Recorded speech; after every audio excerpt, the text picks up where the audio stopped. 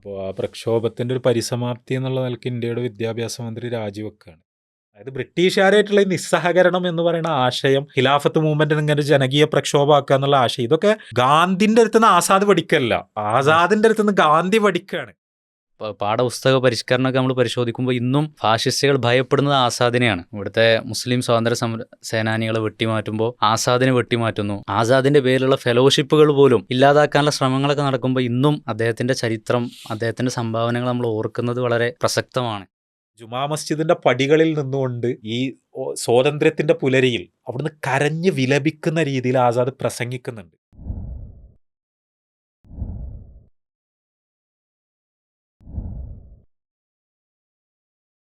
അസ്സലാമു അലൈക്കും വറഹ്മത്തുള്ളാഹി.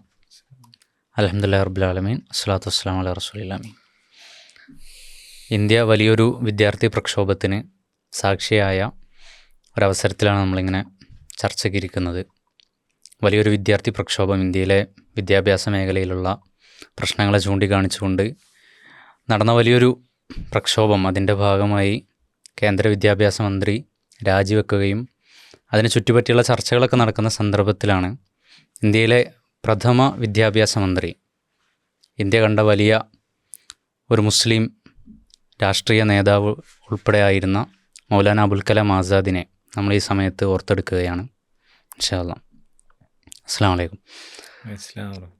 നമ്മൾ വർഷങ്ങൾക്കിപ്പുറം ഇന്ത്യയിലെ ആദ്യത്തെ വിദ്യാഭ്യാസ മന്ത്രിയായിരുന്ന അബുൽ കലാം ആസാദിനെക്കുറിച്ച് ഓർക്കുമ്പോൾ ഇന്ന് അദ്ദേഹത്തിൻ്റെ ജീവിതത്തിന് എന്ത് പ്രസക്തിയാണുള്ളത്? ഇതിലിപ്പോൾ ഫഹദ് പറഞ്ഞല്ലോ, ഈ വിദ്യാർത്ഥി പ്രക്ഷോഭങ്ങൾ പറഞ്ഞല്ലോ. അപ്പോൾ ആ പ്രക്ഷോഭത്തിൻ്റെ ഒരു പരിസമാപ്തി എന്നുള്ള നിലയ്ക്ക് ഇന്ത്യയുടെ വിദ്യാഭ്യാസ മന്ത്രി രാജിവെക്കുകയാണ്. അപ്പോൾ അതിൽ ഈ ധർമ്മേന്ദ്ര പ്രധാൻ അല്ലേ, അദ്ദേഹം ആ രാജിക്കത്തുണ്ട്, ഈ റെസിഗ്നേഷൻ ലെറ്റർ, അതിലുള്ള വളരെ അപകടകരമെന്ന് പറയാവുന്ന, മാരകമെന്ന് പറയാവുന്ന ഒരു പ്രയോഗം, അതായത് ഈ ആൻറ്റി നാഷണൽസ് അവരുടെ കയ്യിലേക്ക് രാജ്യം പോകുമെന്ന് ഭയന്നിട്ടാണ്, അല്ലെങ്കിൽ ഈ സമരം തുടർന്നാൽ ആൻറ്റി നാഷണൽസിന് വിജയം ഉണ്ടാകുമെന്ന് വിചാരിച്ചിട്ടാണ്, അല്ലെങ്കിൽ അവരുടെ ഒരു സ്വാധീനം രാജ്യത്ത് വരും എന്ന് വിചാരിച്ചിട്ടാണ്, അതിനെ ഇട കൊടുക്കണ്ടെന്ന് കരുതിയിട്ടാണ് ഞാൻ രാജിവെക്കുന്നതെന്ന് അദ്ദേഹം പറയുന്നുണ്ട്. അതായത് അദ്ദേഹം എന്തെങ്കിലും തെറ്റ് ചെയ്തതുകൊണ്ടല്ല, അല്ലെങ്കിൽ രാജിവെക്കേണ്ട തരത്തിൽ എന്തെങ്കിലും വീഴ്ചകൾ സംഭവിച്ചു പോയതുകൊണ്ടല്ല, മറിച്ച് ദേശവിരുദ്ധർക്ക് ദേശത്തെ വിട്ടുകൊടുക്കാതിരിക്കാനുള്ളൊരു ജാഗ്രത, ആ ജാഗ്രതയുടെ ഭാഗമായിട്ടാണ് ഈ രാജി എന്നാണ് അദ്ദേഹത്തിൻ്റെ വിശദീകരണം. അപ്പോൾ ഇത് ഇന്ത്യയിലെ ഫാഷിസ്റ്റുകൾ കുറേ കാലമായിട്ട് ഉപയോഗിച്ചുകൊണ്ടിരിക്കുന്ന, നിരന്തരം ആവർത്തിച്ച് പറഞ്ഞുകൊണ്ടിരിക്കുന്ന ഒരു വാക്കാണ് ശരിക്കും ആൻറ്റി നാഷണൽ എന്ന് പറയുന്നത്. പ്രത്യേകിച്ച് അവരുടെ ഒരു ഭരണകൂടത്തെ, ആ ഭരണകൂടത്തിൻ്റെ എന്തെങ്കിലും നയങ്ങളെ, നടപടികളെയൊക്കെ വിമർശിക്കുന്നവരെ മുഴുവൻ അവരെ വിളിക്കാനുള്ളൊരു തെറിവാക്കായിട്ട് എളുപ്പത്തിൽ ഉപയോഗിക്കുന്നൊരു വാക്കാണത്. അപ്പോൾ അത് പ്രത്യേകിച്ചും ഒരു മുസ്ലിങ്ങൾ മൊത്തത്തിൽ തന്നെ പൊതുവിൽ ആൻറ്റി നാഷണലുകളാണ്, അല്ലെങ്കിൽ ദേശദ്രോഹികളാണ് എന്നൊരു ചിത്രീകരണം നടത്താനുള്ളൊരു ശ്രമം, ഒരു സംഘ് പ്രോപ്പഗണ്ടൻ്റെ ഒരു ആക്സിസ് ആണല്ലോ ആ സാധനം. അപ്പോൾ അതിൽ ശരിക്കും ഈ ദേശം, ദേശീയത, ഇങ്ങനത്തെ വാക്കുകളൊക്കെ ഫാഷിസ്റ്റുകൾ ഉപയോഗിക്കുന്നത് എങ്ങനെയാണ്, സംഘപരിവാർ ഉപയോഗിക്കുന്നത് എങ്ങനെയാണെന്ന് നമുക്കറിയാം.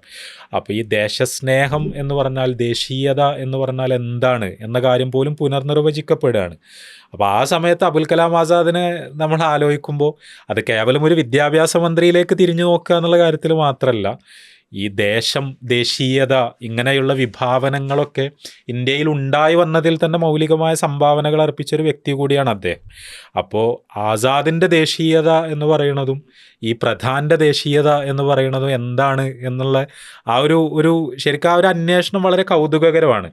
അപ്പോൾ ഈ രാജ്യത്തെ കെട്ടിപ്പടുക്കുക, രാജ്യത്തിന് സംഭാവനകൾ കൊടുക്കുക, രാജ്യത്തിൻ്റെ പുരോഗതി ആഗ്രഹിക്കുക, അതിലേക്ക് ആശയങ്ങൾ കൊടുക്കുക, അതൊക്കെയാണ് ദേശസ്നേഹം, ദേശീയത എന്നുള്ള ഒരു ആസാദിൻ്റെ ദേശീയതയെ പറ്റിയുള്ളൊരു പരികല്പനയും, ദേശത്തിൻ്റെ ഉടമസ്ഥരായി ചമഞ്ഞിട്ട് ദേശത്തിൻ്റെ മക്കളെ ദേശത്തുനിന്ന് പുറത്താക്കലാണ് ദേശീയത, അല്ലെങ്കിൽ അതിനുവേണ്ടി ദേശീയത എന്ന് പറയുന്ന ഒരു രൂപകത്ത് ഉപയോഗിക്കുന്ന ഇതേപോലുള്ള ഫാഷിസ്റ്റുകളുടെ ദേശീയതനെ പറ്റിയുള്ളൊരു വിഭാവനം തമ്മിലുള്ള ഒരു സംഘർഷനും.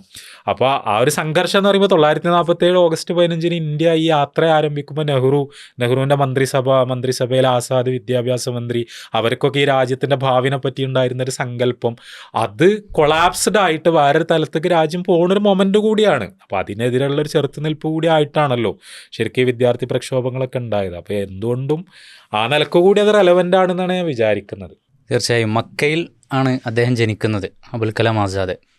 മക്കയിൽ ജനിച്ച ഒരു വ്യക്തി പിന്നീട് ഇന്ത്യയിലേക്ക് വരുന്നു. അദ്ദേഹത്തിൻ്റെ ഒരു വ്യക്തി ജീവിതം അല്ലെങ്കിൽ ഒരു കുടുംബ പശ്ചാത്തലം അതൊക്കെ ഒന്ന് ഇതിലേക്ക് എങ്ങനെയാണ് അതിനൊരു സാധ്യത ഉണ്ടാകുന്നത്? അതെ, ഇത് സാധാരണ പറയപ്പെടുന്നതാണ്. ഇപ്പോൾ നമ്മൾ ഇപ്പോൾ ഈ വിദ്യാഭ്യാസ മന്ത്രി ഇന്ത്യയുടെ വിദ്യാഭ്യാസം ഒരു ആധുനിക ദേശരാഷ്ട്രം എന്നുള്ള നിലക്ക് ആ ഒരു എഡ്യൂക്കേഷൻ എന്ന് പറയുന്ന ഒരു പോർട്ട്ഫോളിയോ ഉണ്ടല്ലോ, അത് വളരെ പ്രധാനപ്പെട്ട ഒരു കാര്യമാണല്ലോ. അത് കൈകാര്യം ചെയ്തത് ഒരു മൗലാനയാണ്. ഇതൊരു ചെറിയ കാര്യമല്ല. അതായത് ഏതെങ്കിലും നിലക്ക് മോഡേൺ എഡ്യൂക്കേറ്റഡ് ആയ ഒരാളല്ല, ഒരു കോളേജിലോ യൂണിവേഴ്സിറ്റിയിലോ അല്ലെങ്കിൽ അങ്ങനത്തെ ഒരു ഇംഗ്ലീഷ് വെസ്റ്റേൺ എഡ്യൂക്കേഷൻ കിട്ടിയ ഒരാളല്ല. പക്ഷേ അദ്ദേഹം ഇത് കൈകാര്യം ചെയ്തതെന്ന് പറഞ്ഞാൽ അത്രയും വിഷനോടുകൂടി, അത്രയും സ്കില്ലോടുകൂടി, അതായത് നമ്മളൊരു മോഡേൺ ഇന്ത്യൻ നാഷൻ സ്റ്റേറ്റിൻ്റെ വിദ്യാഭ്യാസ പുരോഗതിയുടെ അടിത്തറ മുഴുവൻ കെട്ടുന്നത് ഈ മനുഷ്യനാണ്.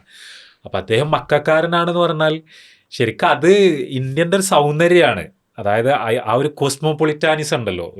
നെഹ്റു പ്രധാനമന്ത്രിയാകുന്ന സമയത്ത് ആസാദ് വിദ്യാഭ്യാസ മന്ത്രി വരുന്നു എന്ന് പറയുമ്പോൾ അത് പല നിലക്കും പ്രതീകാത്മകമാണ്. ഒന്ന്, അതൊരു മുസ്ലിമാണ്. രണ്ടാമത്തേത് ഒരു വെറും മുസ്ലിം അല്ല, ഒരു മുസ്ലിം പണ്ഡിതനാണ്. ഒരു മൗലാന എന്ന് പറഞ്ഞാൽ അക്ഷരാർത്ഥത്തിൽ ഒരു ആലിമാണ്. ഈ ഉലമ എന്ന് പറയുന്ന, ഉലമാക്കൾ എന്ന് പറയുന്ന ഒരു സംഭവം ഉണ്ടല്ലോ, അതിൽ നിന്ന് വരുന്ന ഒരാളാണ്. മൂന്നാമത്തെ കാര്യം, അദ്ദേഹം ഇന്ത്യയിൽ ജനിച്ച ആളല്ല. ഇന്ത്യയിൽ ജനിച്ച ആളല്ല എന്ന് പറയുമ്പോൾ അദ്ദേഹത്തിൻ്റെ ഉമ്മ തീരെ ഇന്ത്യക്കാരല്ല. ഉമ്മ എന്ന് പറഞ്ഞാൽ ശരിക്കും അറബി വംശജയാണ്. അപ്പം അദ്ദേഹത്തിൻ്റെ പിതാവ് എന്ന് പറഞ്ഞാൽ ഇന്ത്യക്കാരനാണ്. അദ്ദേഹം മക്കയിലേക്ക് പോവുകയാണ്, മക്കയിൽ താമസാക്കുകയാണ്. അപ്പോൾ മക്കയിൽ ചെന്നിട്ട് അവിടുന്ന് ഹിജാസ് എന്ന അവിടുന്ന് ഒരു സ്ത്രീയെ കല്യാണം കഴിച്ചിട്ട് അതിലുണ്ടായ മോനാണ് ആസാദ്. ഈ ആസാദാണ് ശരിക്കും ഇന്ത്യയുടെ വിദ്യാഭ്യാസ പുരോഗതിയുടെ അടിത്തറ മുഴുവൻ കെട്ടുന്നത്. അവിടെ നമ്മൾ ആലോചിച്ച് നോക്കി, ഇവർ പറയുന്ന ഒരു ദേശീയത ഉണ്ടല്ലോ, വളരെ സങ്കുചിതമായ ഒരു ദേശീയതാ വിഭാവനം ഈ ഫാഷിസ്റ്റുകൾ പറയുന്നത്. അതിൽ ഈ മണ്ണിൻ്റെ മക്കൾ വാദം, ഈ രാജ്യത്തിൻ്റെ പുറത്ത് ജനിച്ചവർ മുഴുവൻ രാജ്യത്തിൻ്റെ ശത്രു, പ്രത്യേകിച്ചും ആസാദിൻ്റെ ഉമ്മ എന്നൊക്കെ പറയുന്ന ഇവരെ വിഭാവനത്തിൽ ആരായിരിക്കും? അത് ഇന്ത്യ എന്ന് പറയുന്ന അവരുടെ ഒരു ഇമാജിനേഷനിൽ ഒരു നിലക്ക് ഒരു കോൺട്രിബ്യൂഷനും ഇല്ലാത്ത ഒരാളാണ്, രാജ്യത്തിൻ്റെ ശത്രുവായി നിൽക്കേണ്ട ഒരാളാണ്. മുസ്ലിം എന്ന് പറയുന്നത് തന്നെ ഇവരുടെ ഒരു വിഭാവന പ്രകാരം രാജ്യത്തിൻ്റെ ശത്രുവാണ്. അപ്പോൾ അത് പുറത്ത് ഇന്ത്യയിൽ ജനിച്ചതല്ലാത്തൊരു മുസ്ലിം, ഇപ്പോൾ സോണിയാഗാന്ധി, രാഹുൽ ഗാന്ധി ഇവർക്കൊക്കെ എതിരെയുള്ള, അല്ലെങ്കിൽ പ്രിയങ്ക ഗാന്ധി ഇവർക്കൊക്കെ എതിരെയുള്ള ഒരു ഫാഷിസ്റ്റ് ക്യാമ്പയിൻ്റെ ഒരു അടിത്തറ എന്ന് പറഞ്ഞാൽ അതിൻ്റെ ഒരു ബേസ് എന്ന് പറഞ്ഞാൽ സോണിയ ഇന്ത്യക്കാരല്ല എന്നുള്ളതിലേക്ക് വീണ്ടും വീണ്ടും മടങ്ങി ചെല്ലുന്ന ഒരു സാധനമാണ്. അപ്പോൾ ഒരാളുടെ ജന്മത്തെ, അയാൾ ജനിച്ച മണ്ണിനെ, അതിനൊക്കെ ആ തരത്തിൽ വിഗ്രഹവൽക്കരിക്കുന്ന ഒരു ദേശീയതാ വിഭാവനാണല്ലോ അത്. അപ്പം അതിൽ ആസാദ് ഇന്ത്യയുടെ ആദ്യത്തെ വിദ്യാഭ്യാസ മന്ത്രി മക്കയിലാണ് ജനിച്ചതെന്നുള്ളതിന് അങ്ങനത്തെ ഒരു സിംബോളിക് വാല്യൂ ഉണ്ട് എന്നാണ് ഞാൻ പറയുന്നത്. അതിൽ നെഹ്റു അതേപോലെ ഒരാളെ കൊണ്ടുവന്ന് ഇരുത്തുമ്പോൾ അയാൾ ഇന്ത്യയുടെ പുരോഗതിക്ക്, അതാണ് ശരിക്ക് ഒരു ദേശം പുരോഗതി പ്രാപിക്കണമെന്ന് ആഗ്രഹിക്കുന്ന ആൾക്കാരുടെ ഒരു വിഷനും ഇതേപോലുള്ള സങ്കുചിത ദേശീയവാദികൾ, ഈ കോട്ട് ആൻഡ് കോട്ട് ദേശീയവാദികളുടെ രാജ്യവിഭാവനം തമ്മിലുള്ള വ്യത്യാസം അവിടെ തന്നെ വളരെ ക്ലിയർ ആയിട്ട് നമുക്ക് കാണാൻ കഴിയും. ആസാദിൻ്റെ വാപ്പ എന്ന് പറഞ്ഞാൽ ശരിക്കും 1857 റിവോൾട്ടിൻ്റെ ഒരു പശ്ചാത്തലത്തിലാണ് ഇവിടേക്ക് പോണത്, നാടുവിടുന്നത്. അപ്പോൾ അത് പിന്നെ ഫഹദിനെ അറിയാലോ, ഈ 1857 ഒന്നാം സ്വാതന്ത്ര്യ സമരം എന്ന് പറഞ്ഞാൽ ഡൽഹിയൊക്കെ ഡൽഹിയിലായിരുന്നു അദ്ദേഹം ഉണ്ടായിരുന്നത്. അപ്പോൾ ഡൽഹി എന്ന് പറഞ്ഞാൽ ഒരു പ്രത്യേകിച്ച് മുസ്ലിം ഡൽഹി, അങ്ങനെ നമ്മൾ പറയുകയാണ്. ഇപ്പോൾ ഓൾഡ് ഡൽഹി, മുഗൾ ഡൽഹി, ഈ ജുമാ മസ്ജിദിൻ്റെയും ചെങ്കോട്ടൻ്റെ ഒക്കെ പരിസരത്തുള്ള മുസ്ലിം പണ്ഡിതന്മാരും മുസ്ലിം ബുദ്ധിജീവികളും എഴുത്തുകാരും പട്ടാളക്കാരും സാധാരണക്കാരൊക്കെ ബ്രിട്ടീഷുകാർക്കെതിരെ ഒന്നാകെ ഇങ്ങോട്ട് എഴുന്നേറ്റ് വന്നൊരു സമയമാണ് ഈ 1857. അപ്പോൾ അതിനെ അടിച്ചമർത്തിക്കൊണ്ട് നടന്ന ബ്രിട്ടീഷ് വേട്ട എന്ന് പറയുന്നത് വളരെ ഭീകരമായ ഒരു, ഡൽഹിയെ ചോരയിൽ മുക്കി കൊല്ലുകയാണ് ശരിക്കും ബ്രിട്ടീഷുകാർ ചെയ്തത്. ഡൽഹിയുടെ ഒരു മുസ്ലിം ഏരിയകൾ, പ്രത്യേകിച്ച് ഈ ജുമാ മസ്ജിദിൻ്റെയും ചെങ്കോട്ടൻ്റെ ഒക്കെ പരിസരത്ത് തെരുവുകളിൽ മുട്ടറ്റം ചോര നിന്ന ഈ തലകൾ കൂമ്പാരമായി കൂട്ടിയിടപ്പെട്ട മുസ്ലിം സ്ത്രീകൾ വ്യാപകമായി ബ്രിട്ടീഷുകാരാൽ ബലാത്സംഗം ചെയ്യപ്പെട്ട പള്ളികളും മദ്രസകളൊക്കെ തകർക്കപ്പെട്ട, മുസ്ഹഫുകൾ നിലത്തിട്ട് ചവിട്ടി തേക്കപ്പെട്ട, ആ നിലക്ക് വളരെ പിന്നെ അങ്ങനത്തെ അനുഭവങ്ങളിലൂടെയാണ് ആ സമയത്ത് ഡൽഹിയിലെ മുസ്ലിങ്ങൾ കടന്നുപോയത്. ഈ സീജ് ഓഫ് ഡൽഹി എന്ന് പറയുന്നത് ഹിസ്റ്ററിയിലെ പ്രധാനപ്പെട്ട ബ്രിട്ടീഷുകാർ ഡൽഹി പിടിച്ചെടുത്ത സംഭവം. ബഹാദൂർ ഷാ സഫറിന് നാട് കടത്തുന്നു, ചെങ്കോട്ട പിടിച്ചെടുക്കുന്നു.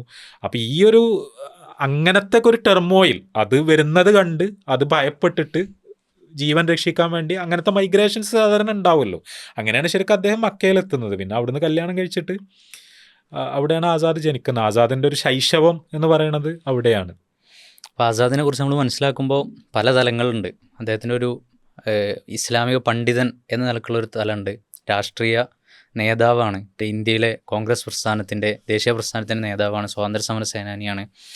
അതുപോലെ തന്നെ പിന്നെ വിദ്യാഭ്യാസ വിചക്ഷണൻ, അങ്ങനെ പലതരത്തിൽ അദ്ദേഹത്തിൻ്റെ ജീവിതത്തെ നമുക്ക് മനസ്സിലാക്കാൻ കഴിയും. അപ്പോൾ അദ്ദേഹത്തിൻ്റെ ഒരു വൈജ്ഞാനിക തലം, ഒരു ഇസ്ലാമിക പണ്ഡിതൻ എന്ന നിലക്ക് അദ്ദേഹം എങ്ങനെയാണ് പ്രസക്തനാകുന്നത്?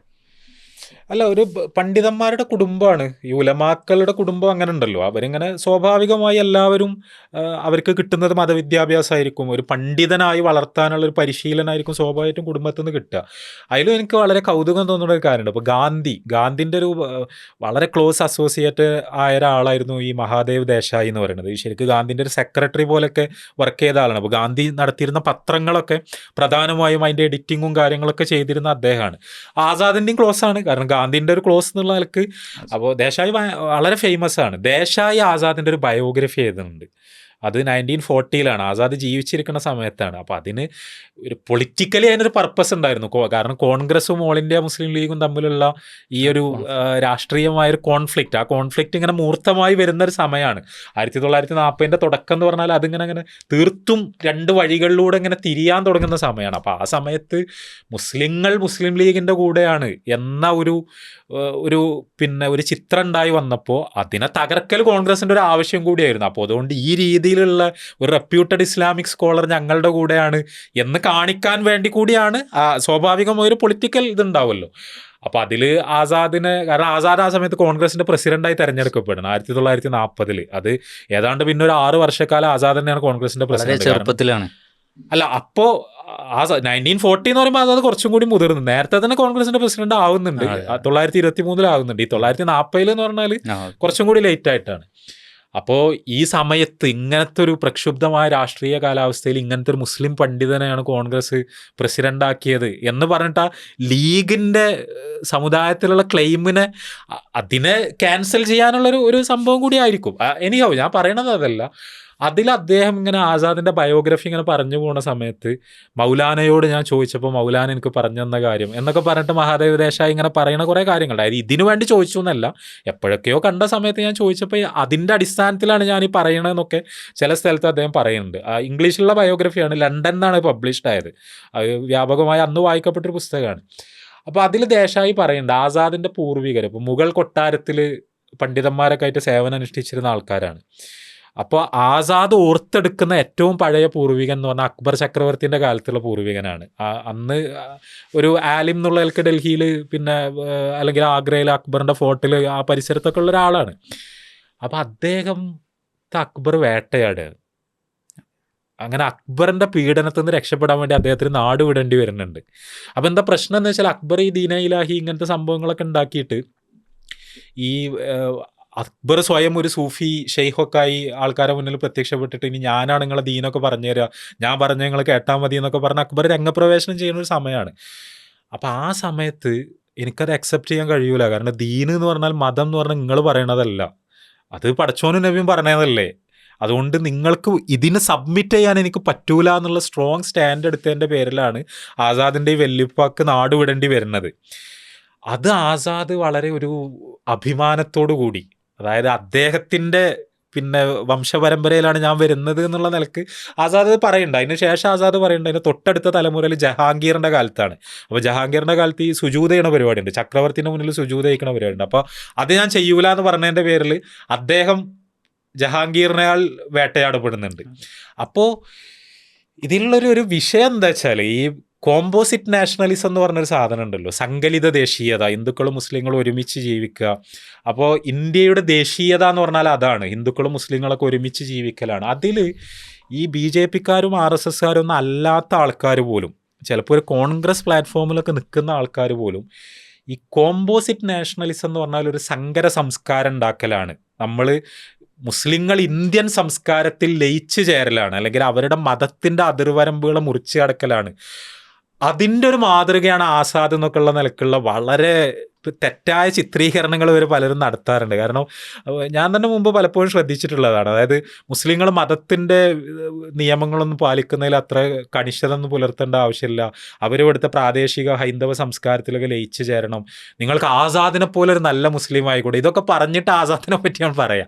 ആസാദ് ശരിക്കും ഇങ്ങനത്തെ ഒരാളെ അല്ല. ഇതിപ്പോൾ ഈ മഹാദേവ് ദേശായി ഇത് പറയുന്ന സമയത്ത് പോലും അക്ബർ എന്ന് പറഞ്ഞാൽ ആരാ, ഈ പറയുന്ന ഒരു ഡിസ്കോഴ്സ് ഉണ്ടാക്കുന്ന ആൾക്കാരുടെ വിഗ്രഹമാണ് ശരിക്കും അക്ബർ. കാരണം അവർ ഈ ദീനെ ഇലാഹി അക്ബർ ഉണ്ടാക്കിക്കൊണ്ടുവന്ന ഈ സംഭവത്തിന്, കാരണം അക്ബർ ചെയ്തത് എന്താ വെച്ചാൽ ഹിന്ദു എലമെൻസിനെ നന്നായി എടുത്തുകൊണ്ടിരാണ് അക്ബർ ശരിക്കും ചെയ്യണത്. അതായത് ഇന്ത്യൻ ഇസ്ലാം എന്ന് പറഞ്ഞിട്ട് അക്ബറായിട്ടൊരു ഇസ്ലാം ഉണ്ടാക്കുകയാണ്. അതിൽ ഹിന്ദുമതത്തിൻ്റെതായ കുറേ വിശ്വാസങ്ങളും ആചാരങ്ങളും ഒക്കെ ഇസ്ലാമുക്ക് കൊണ്ടുവരികയാണ്.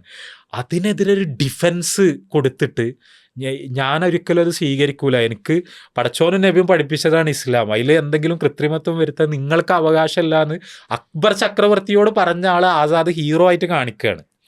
അപ്പോൾ ഞാൻ പറയണത് എന്താ വെച്ചാൽ ആസാദിൻ്റെ ഒരു ഇസ്ലാമിനെ പറ്റിയുള്ള വിഭാവന, ഒരു പണ്ഡിതൻ എന്നുള്ള നിലയ്ക്ക് ഇസ്ലാമിനെ പറ്റിയുള്ള ആസാദിൻ്റെ കാഴ്ചപ്പാട് അതിൽ വളരെ ക്ലിയർ ആണ്. അതിൻ്റെ അർത്ഥം ആസാദ് ജീവിതത്തിലുടനീളം ആ കാഴ്ചപ്പാടായിരുന്നു എന്നല്ല കേട്ടോ. ആസാദ് ഇങ്ങനെ ഇവോൾവ് ചെയ്ത് വന്ന ഒരാളാണ്. അത് നമ്മൾ ഡീറ്റെയിൽഡ് ആയിട്ട് വേറെ പറയേണ്ട ആസാദിൻ്റെ ജീവിതത്തിൻ്റെ പല ഘട്ടങ്ങളുണ്ട്. പക്ഷേ ഇവഞ്ച്വലി ആസാദ് എത്തിപ്പെടുന്നത് പ്രത്യേകിച്ച് ഒരു 1910 ആ സമയമൊക്കെ ആകുമ്പോഴേക്കാണ് നമ്മൾക്ക് പരിചയമുള്ള ഒരു ആസാദ് രൂപപ്പെടുന്നത്. അതിൻ്റെ മുമ്പ് ആസാദ് പലതരം ആശയങ്ങളിലൂടെ കടന്നു പോകുന്നുണ്ട്. അപ്പോൾ അതിൽ ആസാദിൻ്റെ കാര്യം വളരെ ക്ലിയർ ആണ്. അതായത് ഖുർആനിലും ഹദീസിലും ഉള്ളതാണ് ഇസ്ലാം എന്ന് പറയുന്നത്. അപ്പോൾ അതിനെ അങ്ങനെ തന്നെ പ്രിസർവ് ചെയ്യുക എന്നുള്ളതാണ് ഒരു പണ്ഡിതൻ്റെ ഉത്തരവാദിത്വം എന്നുള്ള കാര്യം വളരെ ക്ലിയർ ആയിട്ട് അദ്ദേഹം പിന്നെ പറഞ്ഞുകൊണ്ടേ ഇരിക്കുന്നുണ്ട്. ഇന്ത്യയിലെ ഒരു പ്രമുഖ ഉറുദു ഭാഷയിലുള്ള ഖുർആൻ പരിഭാഷ എഴുതിയ വ്യക്തിയാണ്.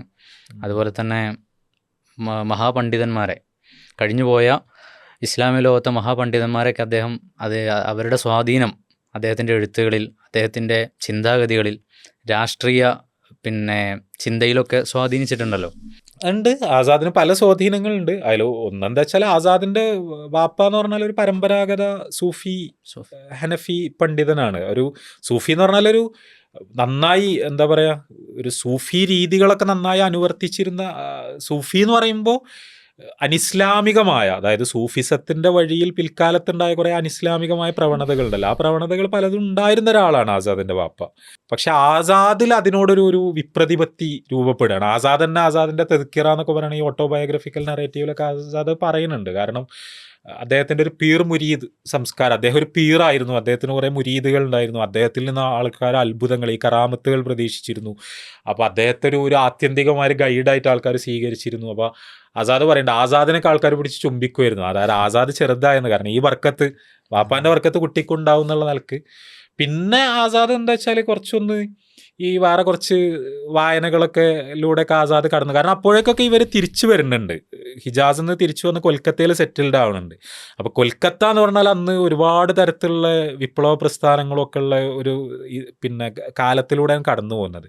അപ്പോൾ ആസാദ് ഇങ്ങനത്തെ കുറേ സായുധ ഗ്രൂപ്പുകളിലും ഈ ഭൗതികവാദപരമായ കുറേ ആശയങ്ങളിലൊക്കെ ആകൃഷ്ടനായി, രാഷ്ട്രീയത്തിൽ ആകൃഷ്ടനായി, അങ്ങനെയൊക്കെ ആ ഒരു രീതിയിൽ ആസാദ് പോകുന്നത്. അപ്പോൾ അതായത് ബാപ്പ പ്രാക്ടീസ് ചെയ്തിരുന്നൊരു ഇസ്ലാം, ആ ഇസ്ലാമിനോട് ആസാദിന് ഒരു ഇഷ്ടമില്ലായ്മ വന്നു തുടങ്ങുന്നുണ്ട്. പിന്നെ ആസാദ് സർ സയ്യിദ് അഹമ്മദ് ഖാനെ വായിക്കുന്നു. ബാപ്പ എന്ന് പറഞ്ഞാൽ ഇംഗ്ലീഷ് എഡ്യൂക്കേഷന് പൂർണ്ണമായി എതിരായിരുന്നു, മോഡേൺ എഡ്യൂക്കേഷന് പൂർണ്ണമായിട്ട് എതിരായിരുന്നു. പിന്നെ സർ സയ്യിദിനെ വായിച്ചിട്ട് സർ സയ്യിദിനെ കൊണ്ട് നന്നായി ഇൻസ്പയർഡ് ആവുന്നുണ്ട് ആസാദ്. അപ്പോൾ രണ്ട് കാര്യം, സർ സയ്യിദ് എന്താ വെച്ചാൽ ഒന്ന് ഈ ആധുനിക വിദ്യാഭ്യാസം നേടണം, ഇംഗ്ലീഷ് വിദ്യാഭ്യാസം നേടണം എന്നുള്ള മെസ്സേജ് അത് ആസാദിനെ നന്നായി സ്പർശിക്കുന്നുണ്ട്. കാരണം ഈ പുതിയ ലോകക്രമത്തിനെ പറ്റി മനസ്സിലാക്കണം. അപ്പോൾ ഒരു സാധാരണ ഒരു പരമ്പരാഗത മൗലാനയിൽ നിന്ന് വ്യത്യസ്തമായി പുതിയ ഒരു തലത്തിലേക്ക് ആസാദ് അതിലൂടെ മാറുകയാണ്. രണ്ടാമത്തെ കാര്യം, സർ സയ്യിദിൻ്റെ ഒരു സലഫി ഇൻക്ലിനേഷൻ ഉണ്ട്. സർ സയ്യിദിൻ്റെ എല്ലാ നിലക്കും അല്ല, പല ഏരിയകളിലും ഉണ്ട്. അപ്പോൾ അതിൽ പെട്ടൊന്ന് ഈ തൗഹീദിൻ്റെ വിഷയത്തിൽ, അതായത് ഈ ദർഗാ സംസ്കാരം, പുണ്യവാളന്മാരെ വിളിച്ച് പ്രാർത്ഥിക്കുന്നത്, അല്ലെങ്കിൽ ഇങ്ങനെ ഈ കുറേ അത്ഭുത വെള്ളങ്ങളും കല്ലുകളും മണ്ണുകളും ഇന്ത്യയിൽ മുസ്ലിങ്ങൾ അനിസ്ലാമികമായ ആ ഒരു തീർത്ഥാടന വ്യവസ്ഥ, അതിനൊക്കെ സർ സയ്യിദ് ഭയങ്കര എതിരായിരുന്നു. അതൊക്കെ തൗഹീദിനെതിരാണെന്നുള്ള കാര്യം സർ സയ്യിദ് പറഞ്ഞിരുന്നു. പിന്നെ സർ സയ്യിദിൻ്റെ ഒരു കാര്യം എന്ന് പറഞ്ഞാൽ തഖലീദ്, ഈ തഖലീദ് എന്ന് പറയുന്നത് ശരിയല്ല. ഖുർആൻക്കും ഹദീസിനും നേരിട്ട് മടങ്ങുകയാണ് നമ്മൾ ചെയ്യേണ്ടത്. അതല്ലാതെ ഏതെങ്കിലും മദ്ഹബ് ഗ്രന്ഥങ്ങൾ അന്ധമായി അനുകരിക്കുക എന്ന് പറയുന്നത് ഒരു ശരിയായ പണ്ഡിത ധർമ്മമല്ല എന്ന് സർ സയ്യിദ് പറഞ്ഞിരുന്നത്. അപ്പോൾ ഇതൊക്കെ ആസാദിനെ നന്നായി സ്വാധീനിക്കുന്നുണ്ട്. അങ്ങനെ ആസാദ് ഇസ്ലാമിലേക്ക് തിരിച്ചു വരികയാണ്. അതായത് ഈ ഭൗതികവാദപരമായൊരു ജ്വരം വിട്ടിട്ട്, അതായത് യഥാർത്ഥ ഇസ്ലാമിൻ്റെ സൗന്ദര്യം എനിക്കതിൽ കാണാൻ പറ്റിയെന്നാണ് ആസാദ് പറയുന്നത്. അപ്പോൾ ഒരു ഇന്ത്യൻ ഇൻഫ്ലുവൻസ് എന്നുള്ള നിലക്ക് ആസാദിന് ഉണ്ടാവുന്നത് അത് തന്നെയാണ്. പക്ഷേ ഇവഞ്ച്വലി സർ സയ്യിദിനെ കൊണ്ട് ആസാദ് ഫ്രസ്ട്രേറ്റഡ് ആവുകയാണ്. കാരണം സർ സയ്യിദിൻ്റെ ഒരു പൊളിറ്റിക്സ് എന്ന് പറഞ്ഞാൽ മിക്കവാറും ഒരു പ്രോ ബ്രിട്ടീഷ്, അതായത് ബ്രിട്ടീഷുകാരുമായിട്ട് ഫ്രണ്ട്ലി. ആസാദ് ഭയങ്കര ആൻറ്റി കൊളോണിയലാണ്. അപ്പോൾ അതുകൊണ്ട് സർ സയ്യിദിൻ്റെ ഒരു രാഷ്ട്രീയം ആസാദ് പെട്ടെന്ന് ഉപേക്ഷിക്കുന്നുണ്ട്. പക്ഷേ മറ്റത് രണ്ടും ആസാദിൻ്റെ കൂടെ പിന്നെ തുടർന്നും പോകുന്നത് നമുക്ക് കാണാൻ പറ്റും. അപ്പോൾ അതിൽ ആസാദ് നന്നായി വായിക്കുന്നുണ്ട്, നന്നായി യാത്ര ചെയ്യുന്നുണ്ട്. കാരണം ഈ 1905-ൻ്റെയും 10-ൻ്റെയും ഇടയിൽ ആസാദ് ഈജിപ്തിൽ പോകുന്നുണ്ട്, ഈജിപ്തിൽ കുറേ താമസിക്കുന്നുണ്ട്, ഇറാഖിൽ, ഹിജാസിൽ, ഈ ഓട്ടോമൻ തുർക്കിൻ്റെ പല ഭാഗങ്ങളിലൊക്കെ ആസാദ് യാത്ര ചെയ്യുന്നുണ്ട്, പല പണ്ഡിതന്മാരുമായിട്ട്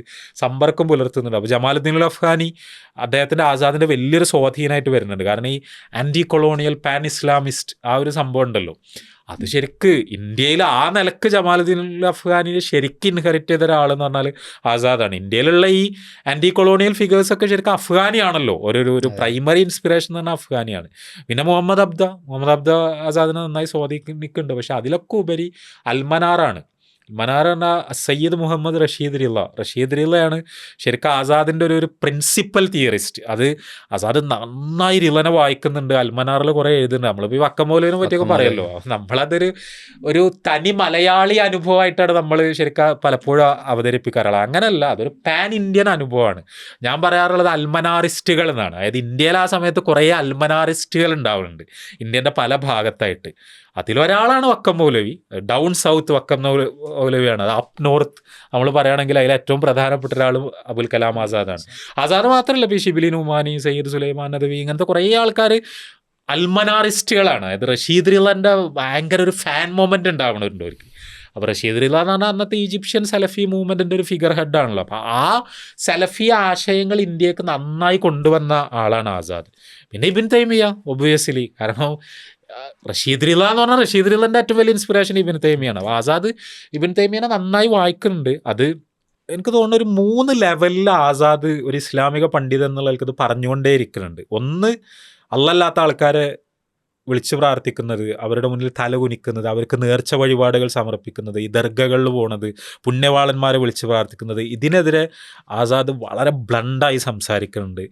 രണ്ടാമത്തെ കാര്യം, ഈ അള്ളാൻ്റെ സിഫത്തുകൾ, അള്ളാനെ മനസ്സിലാക്കണതിൽ ഈ ഫിലോസഫിൻ്റെ, ഈ ഇൽമുൽ കലാമിൻ്റെ ഒക്കെ വഴികൾ സ്വീകരിക്കുന്നതിലുള്ളൊരു അപകടം, അത് ഈ ആദിമ മുസ്ലിങ്ങളുടെ ഒരു സരളമായ രീതി ഉണ്ടല്ലോ അള്ളാനെ മനസ്സിലാക്കണം. അതാണ് നമ്മൾ ശരിക്കും സലഫുകൾ ഈ അഥരി അഖീദ എന്നൊക്കെ പറയുന്നത്.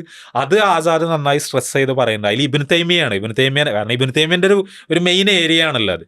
പിന്നെ തക്കലീദിനെതിരെ ആസാദ് ശക്തമായി പറയുന്നുണ്ട്. നിങ്ങൾ മുക്കല്ലിദുകളാവല്ല ചെയ്യേണ്ടത്, ഇജ്തിഹാദിൻ്റെ കാര്യം ഖുർആൻക്കും ഹദീസ്ക്കും നേരിട്ട് അപ്പോൾ ആ ഒരു സലഫി ഒരു പാരഡൈം ആസാദിൻ്റെത് വളരെ ക്ലിയറാണ്. അപ്പോൾ അത് അൽഹിലാൽ കാലം മുതൽ തന്നെ ക്ലിയറാണ്. അത് 1912 അൽഹിലാൽ തുടങ്ങുന്നത്. അപ്പോൾ അൽഹിലാൽ ഒരു സൈഡ് ഇതാണ്, വേറൊരു സൈഡിൽ അത് ആൻറ്റി കൊളോണിയലാണ്. ഈ ബ്രിട്ടീഷ് ഇതിനെതിരെ, അതായത് ഹിന്ദു മുസ്ലിം മൈത്രി, ഈ പിന്നെ ബ്രിട്ടീഷുകാർക്കെതിരെ പൊരുതേണ്ടതിൻ്റെ ആവശ്യകത, അതാണ് അതിൽ വരുന്നത്. അപ്പോൾ അതിൻ്റെ ഒരു ബ്ലെൻഡാണ് ആസാദ്. അപ്പോൾ ഈ തർജുമാൻ എന്നൊക്കെ പറഞ്ഞാൽ അൽഹിലാൽ ബ്രിട്ടീഷുകാർ ബാൻ ചെയ്യുന്നു, അൽബലാഗ് തുടങ്ങുന്നു, അപ്പോൾ അദ്ദേഹത്തെ നാട് കടത്തുന്നു, ഈ റാഞ്ചി എന്ന് പറഞ്ഞ സ്ഥലത്തേക്ക് നാട് കടത്തുന്നു. അവിടെ കുറച്ച് വർഷങ്ങൾ ബ്രിട്ടീഷുകാർ വീട്ടു തടങ്കൽ പോലെ, അദ്ദേഹം ഒരു ചെറിയ ഗ്രാമത്തിൽ ഒതുങ്ങി നിൽക്കണം, പുറത്തു പോകാൻ പാടില്ല എന്നുള്ളതാണ്. അവിടെ അദ്ദേഹം ജുമുഅ ഖുത്ബ എടുത്തിട്ടുണ്ട്, പള്ളികളിൽ ക്ലാസ് എടുത്തിട്ടുണ്ട്. അവിടേക്ക് ഈ സലഫി പ്രബോധനങ്ങൾ ആസാദ് വളരെ കൃത്യമായി നിർവഹിക്കുന്നുണ്ട്. അതിൻ്റെ പേരിൽ അവിടെ മുസ്ലിങ്ങളുടെ ഇടയിൽ ഈ മതപരമായ അഭിപ്രായ വ്യത്യാസങ്ങൾ ആസാദിനെ ചൊല്ലി ഉണ്ടാവുന്നുണ്ട്. ആസാദ് ഇങ്ങനത്തെ ഫത്വകളൊക്കെ പറയുന്നുണ്ട്. അന്നാണ് ആസാദ് തർജുമാനുൽ ഖുർആൻ എഴുതുന്നത്. അതായത് റാഞ്ചിയിൽ ഇരുന്നിട്ടാണ് ഈ ഖുർആൻ്റെ തഫ്സീർ എഴുതുന്നത്. പക്ഷെ എന്താ വെച്ചാൽ ആസാദ് പറയുന്നുണ്ട്, ഇത് കുറേ എഴുതി ഈ കടലാസ് കെട്ടൊക്കെ ഇങ്ങനെ ഈ തടവാണല്ലോ, ഒരു ചെറിയ രീതിയിലുള്ള കൺഫൈൻമെൻ്റ് ആണ്. ഒരു ദിവസം ബ്രിട്ടീഷ് അതോറിറ്റീസ് കയറി വന്നിട്ട് ഇവിടെ എന്തൊക്കെ പേപ്പറുള്ളതെന്നൊക്കെ ചോദിച്ചിട്ട് ഇതെല്ലാം കൂടി എൻ്റെ എടുത്തു കൊണ്ടുപോയി. അപ്പോൾ അത് ശരിക്കും, കാരണം ഈ ഇൻ്റലക്ച്വൽ ലേബർ ആണല്ലോ, അത് കുറേ കാലം പണിയെടുത്തുണ്ടാക്കിയൊരു സംഭവമല്ലേ. അപ്പോൾ അതെടുത്ത് കൊണ്ടുപോയി നശിപ്പിച്ചു. ആസാദിനെ തിരിച്ച് കിട്ടിയില്ല. അതായത് ആസാദ് കുറേ കാലം പിന്നെ ഈ കൺഫൈൻമെൻ്റ് ഒക്കെ കഴിഞ്ഞതിന് ശേഷം ഇത് കിട്ടാൻ വേണ്ടി ബ്രിട്ടീഷ് അതോറിറ്റീസിൻ്റെ പിന്നിൽ നടന്ന് അവസാനം കുറേ കോടതി കടലാസ് അങ്ങോട്ടും ഇങ്ങോട്ടൊക്കെ നീങ്ങി. കാരണം ഈ സർക്കാരിൻ്റെ പരിപാടിയല്ലേ. അവസാനം ഇത് കിട്ടിയപ്പോഴേക്ക് ഇത് നശിച്ച് കുറേ തീ വെച്ച് ഒക്കെ ഇല്ലാതായിട്ടുണ്ട്. അത് ശരിക്കൊരു വളരെ വേദനാജനകമായൊരു അനുഭവമായിരിക്കുമല്ലോ. കാരണം അത്രയും പ്രയാസപ്പെട്ട് എഴുതിണ്ടാക്കിയ സാധനങ്ങൾ നശിച്ചു പോകുക എന്ന് പറയുമ്പോൾ. പിന്നെ ആസാദ് രണ്ടാമത് എഴുതുന്നതാണ് നമ്മൾ കാണുന്ന തർജുമാനുൽ ഖുർആൻ. ഈ നഷ്ടപ്പെട്ട സാധനം വീണ്ടും എഴുതുന്നതാണ്. അപ്പം അതും ജയിലുകളിൽ ഇരുന്നിട്ടാണ് ആസാദ്. പിന്നെ ഒരുപാട് തവണ ബ്രിട്ടീഷ് ജയിലുകളിലാവുന്നുണ്ട്, ഇപ്പോൾ ഒരു വർഷങ്ങളോളം ജയിലിൽ കിടക്കുന്നുണ്ട്. അപ്പോൾ ഈ ജയിൽ ജീവിതങ്ങൾ ആസാദ് സാർത്ഥകമാക്കിയത് ശരിക്കും ഈ ഖുർആനെ തഫ്സീർ എഴുതിയിട്ടാണ്. ഇവർ ഒന്ന് ആലോചിച്ച് നോക്കി, ഈ ഖുർആൻ എന്ന് പറയുന്ന സംഭവത്തിനെ എത്ര അപകടകരമായൊരു സാധനമായിട്ടാണ് സംഘപരിവാറും ഫാഷിസ്റ്റുകളും ശരിക്കും നമ്മളെ മുന്നിൽ പ്രസൻറ്റ് ചെയ്യണത്. ഇത് ഈ 1912 ആസാദ് അൽ ഹിലാൽ തുടങ്ങുന്ന സമയത്ത് ഗാന്ധി ഇന്ത്യയിൽ തിരിച്ചെത്തിയിട്ടില്ല. അതായത് ബ്രിട്ടീഷുകാർക്കെതിരെ പോരാടണമെന്ന് ആസാദ് പറയുന്ന സമയത്ത്, ഹിന്ദു മുസ്ലിം മൈത്രിയുടെ മെസ്സേജ് ആസാദ് പറയുന്ന സമയത്ത്, ഇന്ത്യൻ ദേശീയതനെ കുറിച്ച് പറയുന്ന സമയത്ത് ഗാന്ധി ഈ വിഷയങ്ങൾ സംസാരിക്കാൻ തുടങ്ങിയിട്ടില്ല. നമ്മൾ സാധാരണ ഗാന്ധിൻ്റെ അനുയായിയായിട്ടൊക്കെയാണ് ആസാദിനെ പലരും പ്രസൻറ്റ് ചെയ്യല്. അത് ഒരിക്കലും ശരിയല്ല, അത് ചരിത്രപരമായി ഒരിക്കലും ശരിയല്ലാത്തൊരു ചിത്രീകരണമാണ്. കാരണം ആസാദ് പ്രീഡേറ്റ് ചെയ്യുന്നുണ്ട് ഗാന്ധിനെ ഈ വിഷയത്തിൽ. കാരണം മാത്രമല്ല, ആസാദ് ഇതൊക്കെ ഇങ്ങനെ പറഞ്ഞു പോയി. ഒരു 1920 സമയത്തൊക്കെ ഗാന്ധി ഈ നോൺ കോപ്പറേഷൻ മൂവ്മെൻ്റ് ഇല്ലേ, ഞാൻ പറയാ ഗാന്ധി ശരിക്കും ഐഡിയ എടുക്കുന്നത് ആസാദിൻ്റെ അടുത്ത് നിന്നാണ്. അതായത് ബ്രിട്ടീഷുകാരായിട്ടുള്ള ഈ നിസ്സഹകരണം എന്ന് പറയുന്ന ആശയം, ഖിലാഫത്ത് മൂവ്മെൻറ്റിന് ഇങ്ങനെ ജനകീയ പ്രക്ഷോഭമാക്കുക എന്നുള്ള ആശയം, ഇതൊക്കെ ഗാന്ധിൻ്റെ അടുത്ത് നിന്ന് ആസാദ് പഠിക്കല്ല, ആസാദിൻ്റെ അടുത്ത് നിന്ന് ഗാന്ധി പഠിക്കുകയാണ്. അതായത് ഇന്ത്യക്കൊരു ദേശീയത ഉണ്ടെങ്കിൽ, ഒരു ദേശീയ സമരം ഉണ്ടെങ്കിൽ, ഒരു ദേശീയ സമരത്തിൻ്റെ പൈതൃകം ഉണ്ടെങ്കിൽ അതിൻ്റെ ആർക്കിടെക്റ്റ് എന്ന് പറഞ്ഞൊരു മുസ്ലിമാണ്. അതിലേക്ക് ബാക്കിയുള്ളവർ വന്ന് ജോയിൻ ചെയ്യാണ് ശരിക്കും ചെയ്യണത്. ആ മുസ്ലിം എന്ന് പറഞ്ഞാൽ അത്രക്കും ഖുർആന് സമർപ്പിതമായ, അതായത് ജയിലിലടക്കപ്പെട്ട സമയത്ത് പോലും ഖുർആന് വ്യാഖ്യാനം എഴുതിയ ഒരാളാണ്. എന്നിട്ടാണ് പറയണത് ഖുർആൻ വായിച്ചാൽ ആൾക്കാർ രാജ്യദ്രോഹിയാവും, ആൾക്കാർ പൊട്ടിത്തെറിക്കും, രാജ്യത്തിനെതിരെ തിരിയും, ഖുർആൻ ഒരു ദേശദ്രോഹ ഗ്രന്ഥമാണെന്ന് പറയണത്. ഈ ആസാദിൻ്റെ എല്ലാ അർത്ഥത്തിലുള്ള ഗൈഡ് എന്ന് പറയുന്നത് ഈ ഖുർആനാണ്. അപ്പോൾ അതിൽ പിന്നെ മാത്രമല്ല, ഈ പലരും ഉണ്ടാക്കുന്ന ഈ സാധനം ഉണ്ടല്ലോ, സലഫി ഇസ്ലാം എന്ന് പറഞ്ഞാൽ ഭയങ്കര അപകടമാണ്. ഗ്ലോബൽ ഇസ്ലാം അത് ഭയങ്കര അപകടമാണ്. ഈ പുറത്തുനിന്ന് വരുന്ന സ്വാധീനങ്ങൾ, നമുക്ക് ഈ ഇസ്ലാമിൻ്റെ ലോക്കൽ ട്രഡീഷനാണ് നമ്മൾ പ്രിസർവ് ചെയ്യേണ്ടത്. ഇവിടെ ഇന്ത്യയിലെ മുസ്ലിം പണ്ഡിതന്മാർ പലരും ബ്രിട്ടീഷുകാർക്കെതിരെ നമ്മൾ തിരിയേണ്ട ആവശ്യമില്ല, നമ്മൾ രാജ്യത്തിന് വേണ്ടി നിലകൊള്ളേണ്ട ആവശ്യമില്ല എന്നൊക്കെ പറഞ്ഞ സമയത്ത് ആസാദ് ഇബ്നു തൈമിയൻ്റെ അടുത്ത് നിന്നാണ് ഇത് എടുത്തുകൊണ്ടിരുന്നത്, റഷീദ് റഹ്ലാൻ്റെ അടുത്ത് നിന്നാണ് എടുത്തുകൊണ്ടിരുന്നത്, അഫ്ഗാനിൻ്റെ അടുത്ത് നിന്നാണ് എടുത്തുകൊണ്ടിരുന്നത്. എന്ന് പറഞ്ഞാൽ അത് ഇവരീ പറയുന്ന ആഗോള ഇസ്ലാമാണത്, ഇവരീ പറയുന്ന വിദേശ ഇസ്ലാമാണത്. ഇത് ഇവരെന്താ പറയണത്, എത്ര സങ്കുചിതമായ കാര്യം പറയണം. അങ്ങനെ അല്ലല്ലോ, നമ്മൾ ലോകത്തിൻ്റെ എല്ലാ ഭാഗത്തു നിന്നുള്ള കാര്യങ്ങൾ നോക്കുന്നു, ആശയങ്ങൾ നോക്കുന്നു, അതിൽ നല്ലതുണ്ടെങ്കിൽ നമ്മൾ സ്വീകരിക്കുക എന്നുള്ളതല്ല. അല്ലാതെ ഇവിടെ നമ്മളെ മുറ്റത്ത് ഉണ്ടായ സാധനങ്ങൾ മാത്രം നമ്മൾ പരിശോധിക്കുക എന്നുള്ളതല്ലല്ലോ. അപ്പോൾ അതാണ് തർജുമാനുൽ ഖുർആൻ എന്ന് പറയണത്. തർജുമാനുൽ ഖുർആൻ്റെ ഒരു പ്രധാനപ്പെട്ട ഒരു കാര്യം, ഇപ്പോൾ സൂറത്തുൽ ഫാത്തിഹ തർജുമാനുൽ ഖുർആനിൽ ഇയ്യാക നഅ്ബുദു വ ഇയ്യാക നസ്തഈൻ എന്നുള്ള ആയത്തിന് ആസാദ് കൊടുക്കുന്ന തഫ്സീർ നോക്കിയാൽ മതി. ആസാദ് അതിൽ വളരെ ക്ലിയറാണ്, അതായത് ലൗഡ് ആൻഡ് ക്ലിയർ ആണ്. അതായത് ഇയ്യാക നഅ്ബുദു എന്ന് പറഞ്ഞാൽ ആസാദ് ഇങ്ങനെ പറയുന്നുണ്ട്, നിങ്ങൾ ഈ ദർഗൻ്റെ മുന്നിൽ പോയി കുമ്പിടുന്നത്, നിങ്ങൾ ഈ പിന്നെ പുണ്യാത്മാക്കളെ വിളിച്ച് പ്രാർത്ഥിക്കുന്നത്, അവിടെ നേർച്ച വഴിപാടുകൾ സമർപ്പിക്കുന്നത്, ഇതൊക്കെ ഇബാദത്താണ്. അത് നിങ്ങൾ അല്ലല്ലാത്ത വേറെ ദൈവങ്ങളെ സ്വീകരിക്കുകയാണെന്നാണ് നിങ്ങൾ ആ ചെയ്യണതിൻ്റെ അർത്ഥം. നിങ്ങൾ ഒരിക്കലും ചെയ്യാൻ പാടില്ല. അപ്പോൾ ഇയ്യാക നസ്തഈൻ എന്ന് പറഞ്ഞാൽ എന്താണ്, നിങ്ങൾ സഹായം തേടേണ്ടത് അതായത് മുസ്ലിങ്ങൾക്കിടയിലുള്ള ഈ ദർഗാ കൾച്ചർ ഉണ്ടല്ലോ, ആ ദർഗാ കൾച്ചർ അനിസ്ലാമികമാണെന്നും ഇങ്ങനത്തെ ഈ പുണ്യവാളന്മാരെ വിളിച്ച് പ്രാർത്ഥിക്കുന്ന രീതി അത് ഷിർക്കാണെന്നും അത് തൗഹീദിന് നിരക്കാത്തതാണെന്നും ആ ഒരു സലഫി വീക്ഷണം അത് തർജുമാനിലുടനീളം നമുക്ക് കാണാൻ പറ്റും. അത് മാത്രമല്ല, ഞാൻ പറഞ്ഞ അള്ളാഹിൻ്റെ സിഫത്തുകളായിട്ട് ബന്ധപ്പെട്ടൊക്കെ നമുക്ക് കാണാൻ പറ്റും. അപ്പോൾ ആ നിലക്കുള്ള ഒരു ഖുർആൻ സ്കോളർ എന്നുള്ളതിലപ്പുറം മുസ്ലിങ്ങൾ, അതായത് റിഫോം, മുസ്ലിങ്ങളുടെ ഇടയിലുള്ള റിഫോം, ആ റിഫോം എന്ന് പറഞ്ഞാൽ ഖുർആൻക്കും ഹദീസ്ക്കും മുസ്ലിങ്ങളെ മടക്കി വിളിക്കുക. അത് നമ്മൾ മനസ്സിലാക്കുക. ഈ ദർഗ എന്നൊക്കെ പറയണത് ഒരു ശരിക്ക് ഇന്ത്യൻ ഇസ്ലാം എന്ന് വരെ പറയുന്ന സാധനം ഉണ്ടല്ലോ, ഈ കോട്ട് ആൻഡ് കോട്ട് ഇന്ത്യൻ ഇസ്ലാം. ആ ഇന്ത്യൻ ഇസ്ലാമിൻ്റെ മജ്ജയും മാംസവും ഈ ദർഗാ സംസ്കാരമാണ്. ഇവർ ഡിഫൈൻ ചെയ്യണ ഇന്ത്യൻ ഇസ്ലാമാണ് ഞാൻ പറഞ്ഞത്, അല്ലാതെ ഇന്ത്യൻ ഇസ്ലാം എന്ന് പറഞ്ഞൊരു സാധനം ഉണ്ടായിട്ടല്ല.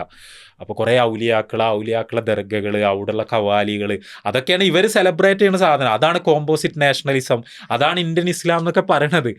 പക്ഷെ ആസാദ് പ്രസൻറ്റ് ചെയ്ത ഇസ്ലാമിൽ അതില്ല, അത് ആബ്സെൻ്റ് ആണ്. അപ്പോൾ ഇവർ പറയണ സാധനമല്ല ആസാദിൻ്റെ നാഷണലിസം എന്ന് പറയുന്നത്, ആസാദിൻ്റെ കോമ്പോസിറ്റ് നാഷണലിസം, ആസാദിൻ്റെ മതസൗഹാർദ്ദം എന്ന് പറഞ്ഞാൽ ആ സംഗതിയല്ല. ആരെങ്കിലും ഒരാൾ നിങ്ങൾ ഈ പറയണമെന്ന് ഇസ്ലാമിലുള്ളതല്ല, അത് ഖുർആനിലില്ല, അത് ഹദീസിലില്ല, ഇത് ഇന്ത്യയിൽ പിൽക്കാലത്ത് ഡെവലപ്പ് ചെയ്താണ്, അത് നിങ്ങൾ ഒഴിവാക്കണം, അത് ഹിന്ദു കൾച്ചറിൽ നിന്ന് വന്നാണെന്നൊക്കെ പറഞ്ഞാൽ അയാളെ പിടിച്ച് ദേശദ്രോഹിയാക്കുന്ന പുതിയ ഒരു ഡിസ്കോഴ്സ് ഉണ്ടല്ലോ, ആ ഡിസ്കോഴ്സിന് ആസാദിനെ ഒരിക്കലും ഡൈജസ്റ്റ് ചെയ്യാൻ കഴിയില്ല, ആസാദിനെ മനസ്സിലാക്കാനും കഴിയില്ല.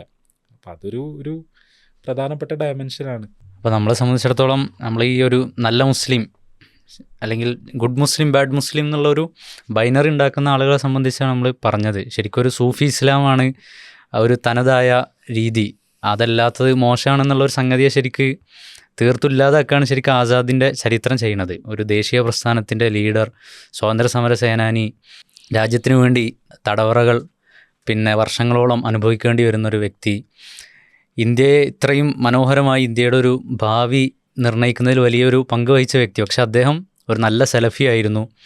അദ്ദേഹത്തെ സ്വാധീനിച്ചപ്പോൾ നമ്മൾ ഇബ്നു തൈമിയൊക്കെ വളരെ ഭീകരമായി ചിത്രീകരിക്കലുണ്ട് നമ്മുടെ നാട്ടിലൊക്കെ.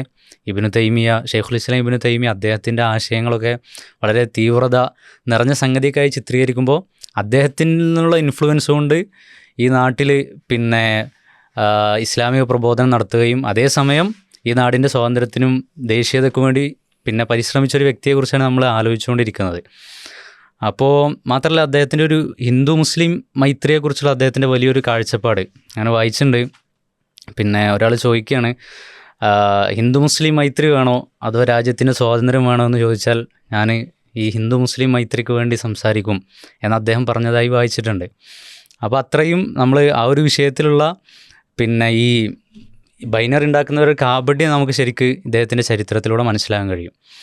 പിന്നെ നമ്മൾ ഇദ്ദേഹത്തിൻ്റെ ഒരു വിദ്യാഭ്യാസ വിചക്ഷണൻ എന്ന രീതിയിൽ നമ്മൾ ഇന്ന് കാണുന്ന പിന്നെ വിദ്യാഭ്യാസ മേഖലയിലെ വലിയ പല മുന്നേറ്റങ്ങളും, ഇപ്പോൾ നമ്മൾ IIT-യെക്കുറിച്ച് നമ്മൾ സംസാരിക്കുന്നു. ഇന്ത്യയിലെ ഒരുപാട് IIT-കൾ അല്ലെങ്കിൽ UGC എന്നൊരു സംവിധാനത്തിൻ്റെ ചരിത്രം നമ്മൾ പരിശോധിക്കുമ്പോൾ അങ്ങനെ പല നിലയ്ക്ക് ഇന്ത്യയിലെ വിദ്യാഭ്യാസ മേഖലയിലും സാംസ്കാരിക മേഖലയിലും നിലനിൽക്കുന്ന പല സംഗതികളുടെയും ആവിർഭാവം ശരിക്ക് ആസാദിൻ്റെ ചിന്തകളിൽ നിന്നാണ്. അപ്പോൾ ഇന്ത്യയിലൊരു ഇന്നത്തെ ഒരു വിദ്യാഭ്യാസ മേഖലയെ നമ്മൾ നോക്കിക്കാണുമ്പോൾ ആസാദിയൻ ചിന്തകൾ അതെത്രത്തോളം ഇന്നും പ്രസക്തമാണ്?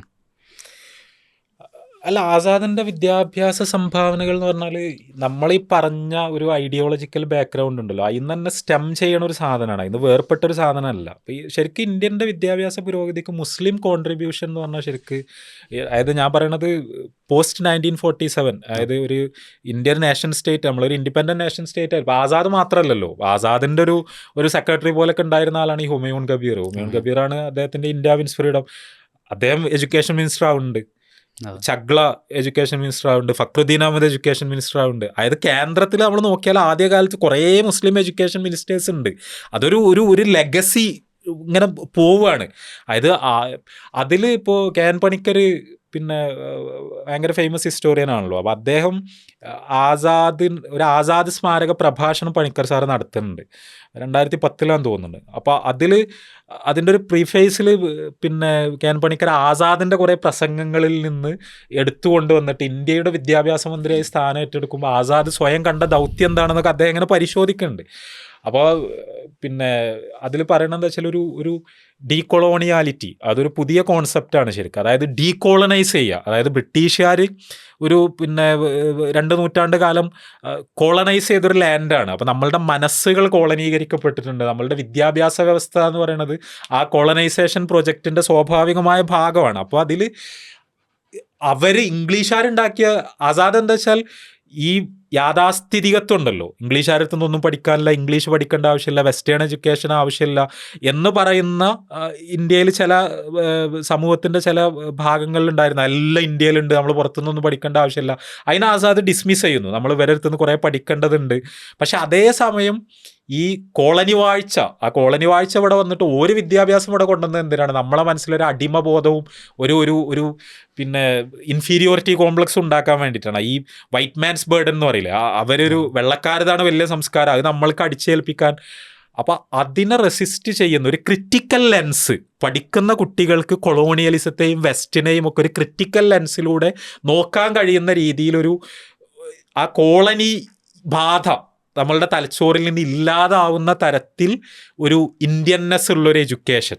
പക്ഷെ അതേസമയം മോഡേണായ ഈ വെസ്റ്റേൺ സിവിലൈസേഷൻ്റെ നന്മകൾ മുഴുവൻ സ്വാംശീകരിക്കുന്ന ഒരു വിദ്യാഭ്യാസ ദർശനം എന്നുള്ളത് പണിക്കർ മാഷ് പറയുന്നുണ്ട്. ഇപ്പോൾ IIT ആണെങ്കിലും UGC ആണെങ്കിലും ഇപ്പോൾ ഈ ഇംഗ്ലീഷ് എന്ന് പറയുന്ന ഒരു ലാംഗ്വേജ്, ആ ലാംഗ്വേജിനെ സ്ട്രെസ് ചെയ്ത് ഇന്ത്യൻ ലാംഗ്വേജസ് അല്ലെങ്കിൽ ഓറിയൻ്റൽ ലാംഗ്വേജസ്, അതായത് ഈ കിഴക്കൻ ഏഷ്യൻ ലാംഗ്വേജസിന് മുഴുവനുള്ള പ്രാധാന്യം പൂർണ്ണമായി ചോർന്നു പോകുന്നതിനെ പറ്റിയൊക്കെ ആസാദ് ശരിക്കും ഭയങ്കര വിജിലൻ്റ് ആയിരുന്നു. ഇപ്പോൾ നമ്മൾ ഈ ഓറിയൻ്റൽ സ്കൂളുകളില്ലേ, ഇപ്പോൾ നമ്മൾ തിരൂരങ്ങാടി, അരീക്കോട്, എടവണ്ണയൊക്കെ ഓറിയൻ്റൽ സ്കൂളുകൾ, ഇത് ആസാദിൻ്റെ പ്രൊജക്റ്റാണ്. അതായത് ആസാദ് വിദ്യാഭ്യാസ മന്ത്രിയായിരുന്ന സമയത്ത് ഈ അറബി ഭാഷ അല്ലെങ്കിൽ ഉറുദു ഭാഷ അല്ലെങ്കിൽ ഇങ്ങനത്തെ ഓറിയൻ്റൽ ലാംഗ്വേജസിന് ഇന്ത്യൻ എഡ്യൂക്കേഷൻ സിസ്റ്റത്തിൽ മതിയായ സ്ഥാനം വേണം. അതായത് ഇംഗ്ലീഷുകാർ മൊത്തം ഇംഗ്ലീഷ് മാത്രമാക്കുക എന്നുള്ള അതിനൊരു റെസിസ്റ്റൻസ് നമ്മൾ ബിൽഡ് ചെയ്ത് കൊണ്ടുവരണം എന്ന് പറഞ്ഞിട്ടാണ് ആസാദ് ശരിക്കും ഓറിയൻ്റൽ സ്കൂളുകളുടെ പ്രൊജക്റ്റ് കൊണ്ടുവരുന്നത്. അപ്പോൾ ആസാദ് അത് അവതരിപ്പിച്ച സമയത്ത് അതിനെ ഉപയോഗപ്പെടുത്താണ് കെ എം മൗലവി, അൻവി അബ്ദുസ്സലാം മൗലവി ഒക്കെ ചെയ്യുന്നത്. അതുകൊണ്ടാണ് തിരൂരങ്ങാടി, അരീക്കോടൊക്കെ ഓറിയൻ്റൽ സ്കൂളുകൾ ഉണ്ടാകുന്നത്. കേരളത്തിൽ ആസാദ് ഭയങ്കര ഇൻഫ്ലുവൻസ് ആയിരുന്നു കേട്ടോ. നമ്മളിപ്പോൾ ഈ കെ എം മൗലവി അടക്കമുള്ള ആളുകൾക്ക് വലിയ ഇൻഫ്ലുവൻസ് ആയിരുന്നു ശരിക്കും ആസാദിൻ്റെ പല വർക്കുകളും അവരൊക്കെ ട്രാൻസ്ലേറ്റ് ചെയ്ത്.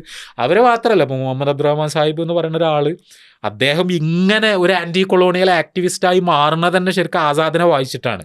അപ്പോൾ ആസാദ് ഭയങ്കര സ്വാധീനമായിരുന്നു. അപ്പോൾ ആസാദ് എന്ന് പറഞ്ഞാൽ ഈ 1947 ഓഗസ്റ്റ് 15 ഇന്ത്യ ഉണ്ടായതെന്ന് പറഞ്ഞാൽ ആസാദിൻ്റെ വിയർപ്പിൻ്റെ ഫലമായിട്ടാണ്. അതുകൊണ്ട് തന്നെ അതൊരു തുടർച്ചയാണ്, അല്ലാതെ ഒരു പുതിയൊരു തുടക്കമല്ല ശരിക്കും. ആസാദ് ഇന്ത്യൻ്റെ വിദ്യാഭ്യാസ മന്ത്രി എന്ന് പറഞ്ഞാൽ കണ്ട സ്വപ്നങ്ങൾ സാർത്ഥകമാക്കാനുള്ള ശ്രമത്തിൻ്റെ സ്വാഭാവികമായൊരു തുടർച്ച എന്നുള്ളതാണ്. അങ്ങനെയാണ് നമ്മളതിനെ കാണേണ്ടതെന്നാണ് ഞാൻ മനസ്സിലാക്കുന്നത്. അതിൽ തന്നെ ഇപ്പോൾ ആസാദ് ഇതൊക്കെ ചെയ്യുമ്പോൾ 1947 എന്ന് പറഞ്ഞ വർഷം, ആ വർഷത്തിലാണ് ആസാദ് ഇബ്നു തൈമിയ്യൻ്റെ അൽ വസിയ്യത്തുൽ കുബ്ര എന്ന് പറയുന്ന പുസ്തകം ഉറുദുവിലേക്ക് പരിഭാഷപ്പെടുത്തുന്നത്.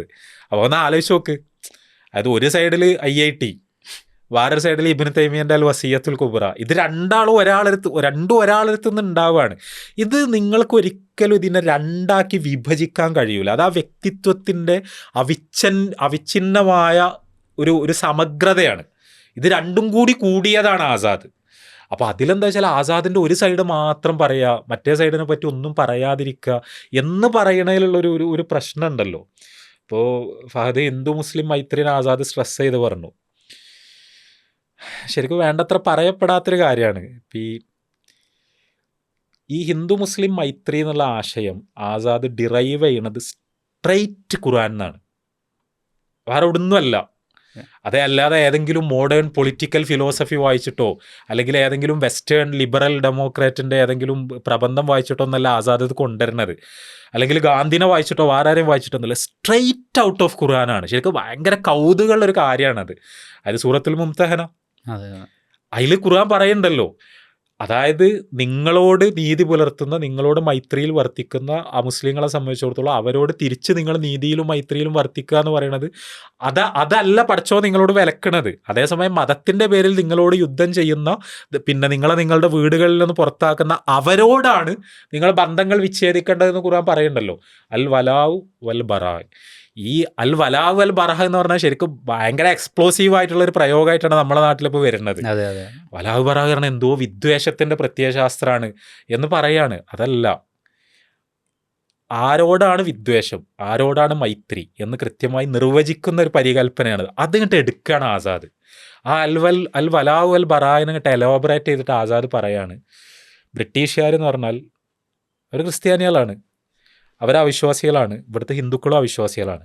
പക്ഷെ ബ്രിട്ടീഷുകാരെന്ന് പറഞ്ഞാൽ നാട് ഇൻവേഡ് ചെയ്ത ആൾക്കാരാണ്, നിങ്ങളുടെ ഖിലാഫത്ത് തകർക്കാൻ വേണ്ടി ശ്രമിക്കുന്ന ആൾക്കാരാണ്, നിങ്ങളുടെ മതത്തിൻ്റെ പേരിൽ യുദ്ധം ചെയ്യുന്നവരാണ്. അതുകൊണ്ട് നോൺ കോപ്പറേഷൻ, അതാണ് നോൺ കോപ്പറേഷൻ, അതാണ് നമ്മൾ പറയുന്ന നിസ്സഹകരണ പ്രസ്ഥാനം. അതാണ് തർക്കുൽ മുവാലാത്ത് എന്ന് പറയുന്നത്. എല്ലാ ബന്ധങ്ങളും ബ്രിട്ടീഷുകാരായിട്ടുള്ള ഒഴിവാക്കുക. അതേസമയം ഹിന്ദുക്കൾ എന്ന് പറഞ്ഞാൽ നിങ്ങളോട് മൈത്രിയിലുള്ള ആൾക്കാരാണ്, നിങ്ങളുടെ നാട്ടുകാരാണ്, നിങ്ങൾ രണ്ട് കൂട്ടരെയാണ് ബ്രിട്ടീഷുകാരെ ആക്രമിക്കുന്നത്, അതുകൊണ്ട് അവരായിട്ട് നിങ്ങൾ നല്ല ബന്ധം. അപ്പോൾ ആ ഹിന്ദു മുസ്ലിം മൈത്രി ബ്രിട്ടീഷുകാർക്കെതിരെ എന്നുള്ളൊരു സംഭവം, ആ വലാഉ വൽ ബറാഇൻ്റെ വളരെ സുന്ദരമായൊരു പ്രയോഗമാണ് ആസാദ് നടത്തുന്നത്. അതിലും അത് കുറ്റപ്പെടുത്തല്ലോ കേട്ടോ. ഈ ഇന്ത്യയിലെ ബറേൽവി മൂവ്മെൻ്റ് ഉണ്ടല്ലോ, ബറേൽവി മൂവ്മെൻ്റ് എന്ന് പറഞ്ഞാൽ ഇന്ത്യയിലെ ദർഗാ കൾച്ചറിനെ പ്രിസർവ് ചെയ്യാൻ വേണ്ടി മാത്രം, ശരിക്കും അതാണ് അതിൻ്റെ ജന്മലക്ഷ്യം തന്നെ ആ മൂവ്മെൻറ്റിൻ്റെ. അത് ഓരോരുത്തർക്കും ഓരോ വീക്ഷണങ്ങൾ ഉണ്ടാവും. അപ്പോൾ അഹമ്മദ് റിളാ ഖാൻ ബറേൽവി, റസാ ഖാൻ ബറേൽവി എന്ന് പറയുന്നത് അദ്ദേഹമാണ് ഈ മൂവ്മെൻറ്റിൻ്റെ ഒരു ഫൗണ്ടറായിട്ട് അറിയപ്പെടുന്നത്. അതിൻ്റെ ഒരു ചീഫ് ഐഡിയോളോഗ് അദ്ദേഹമാണ്. അപ്പോൾ ഈ ദർഗാ കൾച്ചറിന്, അതായത് ഈ സലഫി മൂവ്മെൻറ്റുകളൊക്കെ ദർഗാ കൾച്ചറിനെതിരെ ഉന്നയിച്ച വിമർശനങ്ങൾക്കൊക്കെ മറുപടി പറഞ്ഞ് അതിനെ ഒട്ടും വാട്ടർ ഡൗൺ ചെയ്യാതെ പ്രിസർവ് ചെയ്യാൻ വേണ്ടി ശ്രമിച്ച ഒരാൾ മൂവ്മെൻറ്റുമാണ് അദ്ദേഹം. ഈ ആസാദ് ഇത് പറഞ്ഞ സമയത്ത് ആസാദിനെതിരെ അതിരൂക്ഷമായിട്ടാണ് രംഗത്ത് വന്നത്. അദ്ദേഹം പറഞ്ഞതെന്താ വെച്ചാൽ, ക്രിസ്ത്യാനികൾ എന്ന് പറഞ്ഞാൽ അഹ്ലുൽ കിതാബാണല്ലോ, അതുകൊണ്ട് കുറച്ചും കൂടി നമ്മളോട് ക്ലോസ് ആണ്, അതുകൊണ്ട് അവരോടാണ് നമ്മൾക്ക് വലാഗ് വേണ്ടത് എന്ന് പറഞ്ഞാൽ ബ്രിട്ടീഷുകാരോടാണ് നമ്മൾക്ക് വലാഗ് വേണ്ടത്, നല്ല ബന്ധം വേണ്ടത്. ബറാഗ് വേണ്ടത് ഹിന്ദുക്കളോടാണ്, കാരണം അത് പെയ്ഗൻസ് ആണ്, മുശ്രിക്കുകളാണ്. അപ്പോൾ അതായത് ഖുർആൻ്റെ ഒരു ഹിസ്റ്റോറിക്കൽ കോണ്ടെക്സ്റ്റാണ് ചോർത്തുകയാണ്. അപ്പോൾ അതായത് ബഹുദൈവാരാധകരെ ആണ് നിങ്ങളോട് ശത്രുത പുലർത്തുന്നത്, ആരാധകരാണ്. അതേസമയം ക്രിസ്ത്യാനികൾ നിങ്ങളോട് മൈത്രിയിലാണെന്ന് ഖുർആൻ പറയുന്നുണ്ട്. അത് അന്നത്തെ ഖുർആൻ്റെ ഹിസ്റ്റോറിക്കൽ കോണ്ടെക്സ്റ്റ് ആണ്. അത് ആ കാറ്റഗറികൾ അതേപോലെ എടുത്തിട്ട് അങ്ങനെ വ്യാഖ്യാനിച്ചത് ഇവർ ഈ പറയുന്ന കോട്ട് ആൻഡ് കോട്ട് ഇന്ത്യൻ ഇസ്ലാമിൻ്റെ ആളാണ്. അതേസമയം ഇവർ ഈ പറയുന്ന ഗ്ലോബൽ സലഫി വഹാബി ഇസ്ലാമിൻ്റെ ആളാണ് ഈ നിലക്കത് പറയണത്. ഞാൻ പറയണത് ഫിഖ്ഹിയ ഈ കാര്യങ്ങൾ ഡിറൈവ് ചെയ്യുമ്പോൾ ഓരോരുത്തരും മനസ്സിലാക്കണ അഭിപ്രായ വ്യത്യാസങ്ങളൊക്കെ ഉണ്ടാവും. പക്ഷെ ആ ഒരു കൺസ്ട്രക്ഷൻ ഉണ്ടല്ലോ, ഇങ്ങനെയുള്ളവർ ഈ ഒരു ധാരയിൽപ്പെട്ടവരൊക്കെ അങ്ങനെ, മറ്റേ ധാരയിൽപ്പെട്ടവർ ഇങ്ങനെയെന്ന് പറയണത്, അപ്പം അതൊരു വളരെ രസകരമായ കൗതുകകരമായ കുറേ ഇങ്ങനത്തെ പിന്നെ കാര്യങ്ങൾ ഇതിലുണ്ട്. അതിൽ ഒറ്റ കാര്യം കൂടി പറയണം തോന്നുകയാണ്. ഇപ്പം ഈ ഒരു 924 വരെയൊക്കെയാണ് ഇന്ത്യയിൽ ഖിലാഫത്ത് മൂവ്മെൻറ്റ് ഇങ്ങനെ സജീവമായിട്ട് പോണത്. പിന്നെ കൺഫ്യൂഷൻ ആയില്ലേ, കാരണം ഭയങ്കര കൺഫ്യൂഷൻ വന്നു.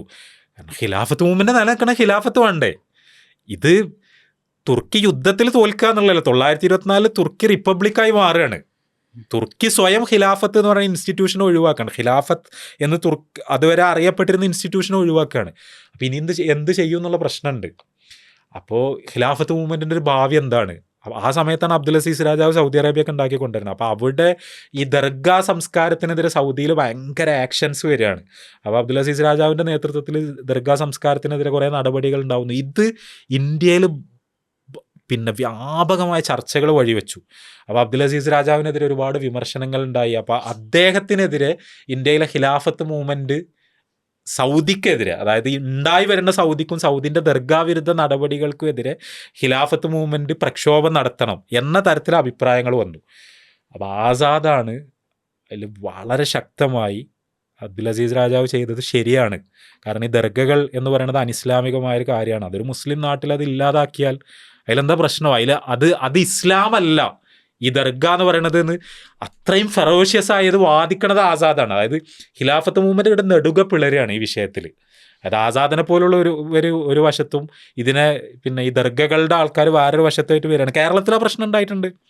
ഇപ്പോൾ സീതി സാഹിബും മുഹമ്മദ് അബ്ദുറഹ്മാൻ സാഹിബൊക്കെ അബ്ദുൽ അസീസ് രാജാവിനെ പിന്തുണച്ചിട്ടും, അതായത് അവർ ഈ ഖിലാഫത്ത് മൂവ്മെൻറ്റിൽ ഉണ്ടായിരുന്ന ആൾക്കാരാണല്ലോ. അതേസമയം വേറെ കുറേ ആൾക്കാർ പിന്നെ ഇതിനെ എതിർത്തിട്ടുമൊക്കെ ഉള്ള ചർച്ചകളുണ്ടാണ്. ഞാൻ പറയണത് അതൊന്നുമല്ല, ഇങ്ങനത്തെ ചർച്ചകളിലൊക്കെ വളരെ സജീവമായി ഇടപെട്ടിരുന്ന ഒരാളാണ് ആസാദ് എന്നാണ്.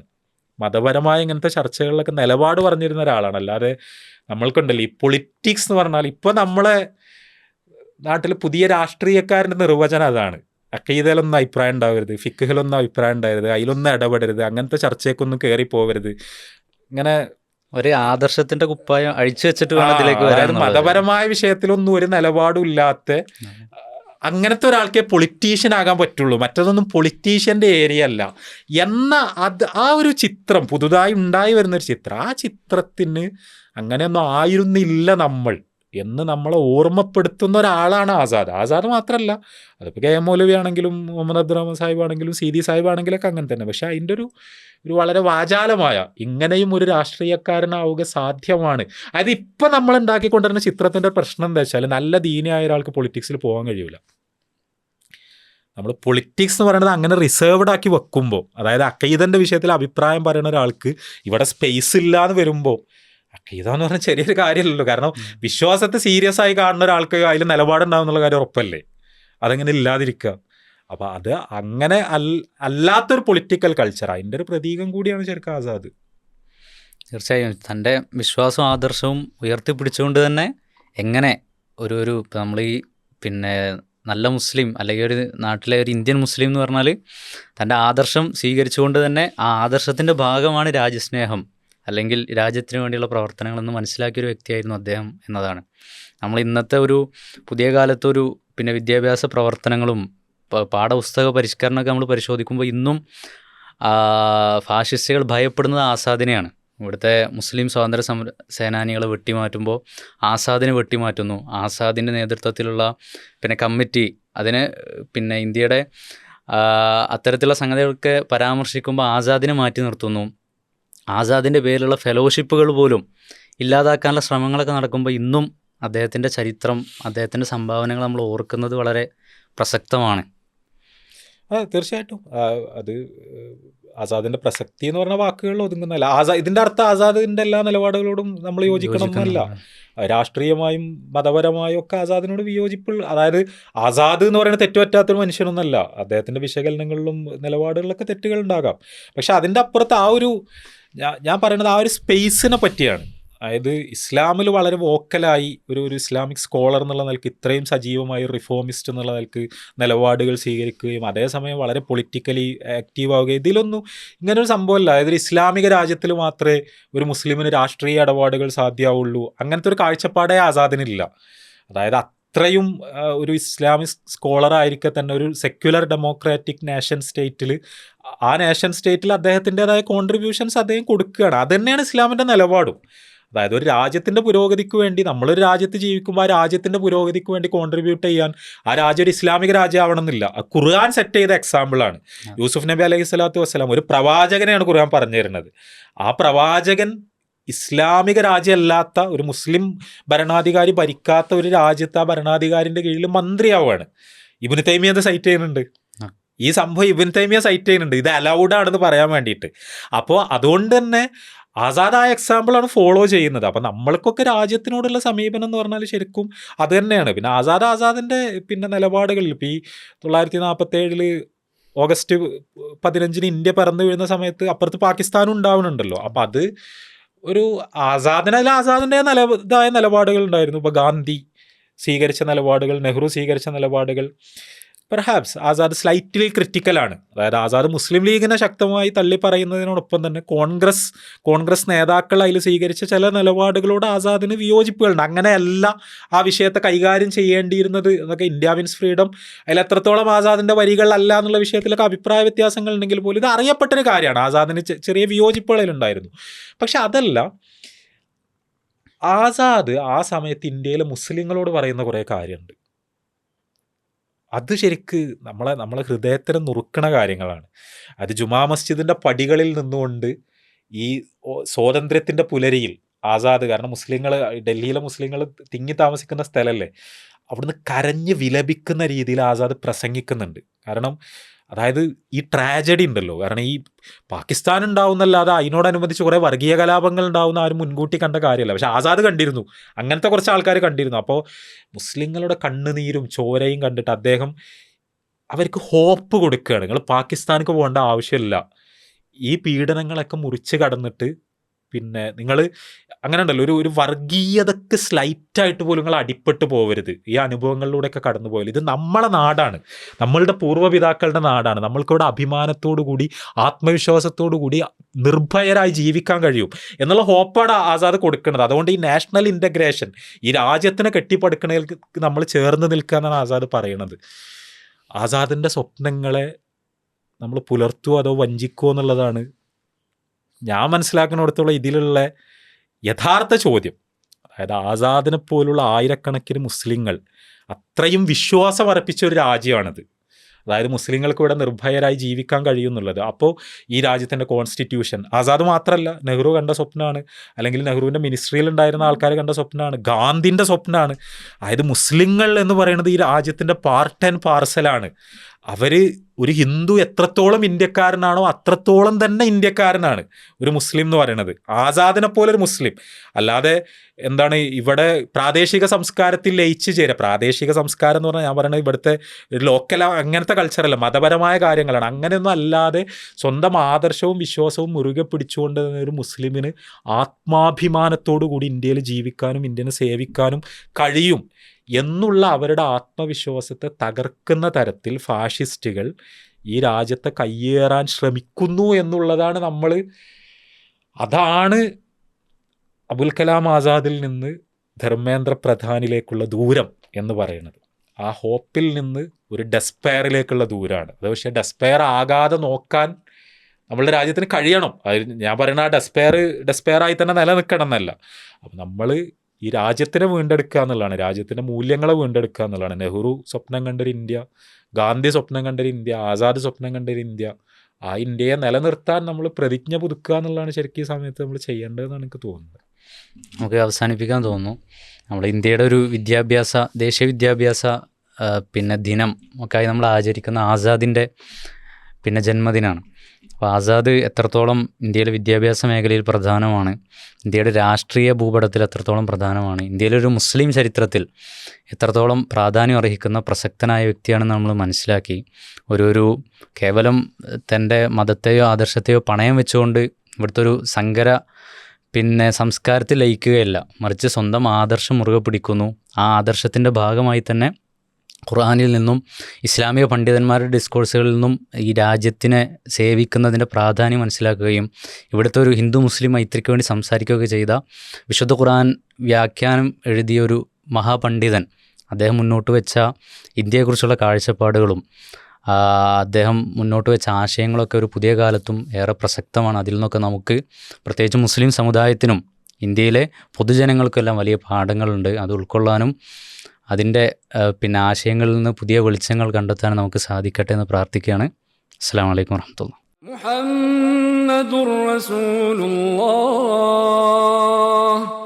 വല്ലദീന മഅഹു അശിദ്ദാഉ അലൽ കുഫാരി റഹമാഉ ബൈനഹും